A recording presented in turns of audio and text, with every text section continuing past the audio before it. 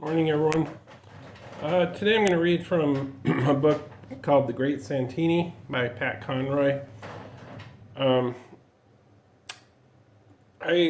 read one of his early books called The Water is Wide and really enjoyed it. It was a sort of semi-autobiographical book about his experience teaching a group of very poor kids just off the coast of Georgia on this island. I don't have a copy of that book, or I would probably read from it, but I also really enjoyed The Great Santini. It's about a family, really mostly about the father, who is a Marine pilot and probably an alcoholic, someone who tests the patience of his family quite a bit. Robert Duvall played him in the film and did a fabulous job as usual. My friend Michael O'Keefe played the oldest son, and he was nominated for an Oscar for that role. So I'm going to read the first part of this. In the Cordova Hotel near the docks of Barcelona, 14 Marine Corps fighter pilots from the aircraft carrier Forrestal were throwing an obstreperously spirited going-away party for Lieutenant Colonel Bull Meecham, the executive officer of their carrier-based squadron. The pilots had been drinking most of the day, and the party was taking a swift descent toward mayhem.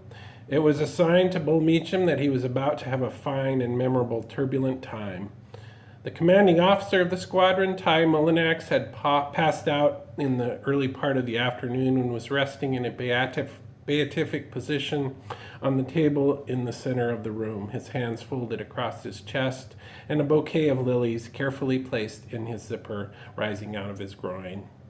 The noise from the party had risen to geometrically spiraling quantities in irregular intervals since the affair had begun shortly after noon. In the beginning, it had been a sensible, often moving affair, a coming together of soldiers and gentlemen to toast and praise a warrior departing their ranks.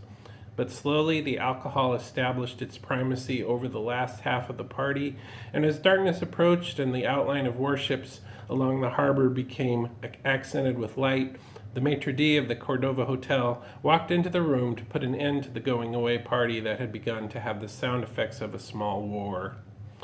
He would like to have had the Marines thrown out by calling the Guardia Civil, but too much of his business depended on the American officers who had made his hotel and restaurant their headquarters whenever the fleet came to Barcelona.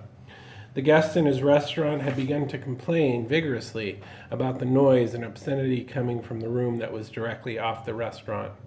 Even the music of the flamenco band did not overpower or even cancel out the clamor and tumult that spilled out of the room.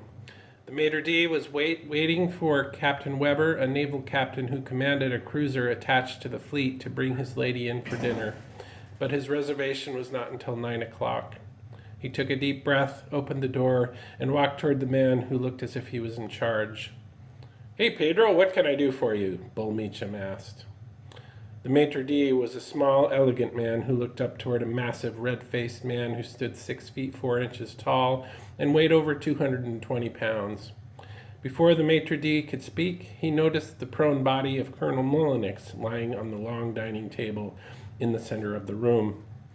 "What is wrong with this man?" the maitre d' demanded. "He's dead, Pedro," Bull answered. "You joke with me, no?" "No, Pedro. He still breathes."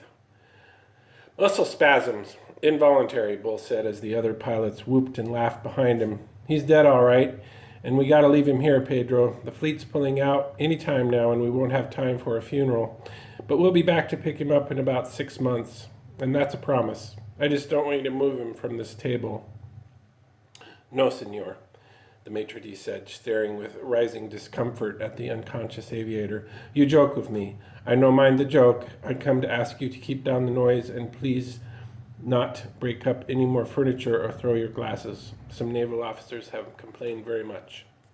"Oh, dearie me," said Bull. "You mean the naval officers don't like to hear us throwing glasses?" "No, senor." Bull turned toward the far wall and, giving a signal to the other pilots in the room, all 13 of them hurled their glasses into the fireplace, already littered with bright shards of glass. So that gives you a pretty good idea what Bull Meecham's all about. Great Santini from Pat Conroy, a very highly regarded Southern author who just died a few years ago. Have a great day, everyone.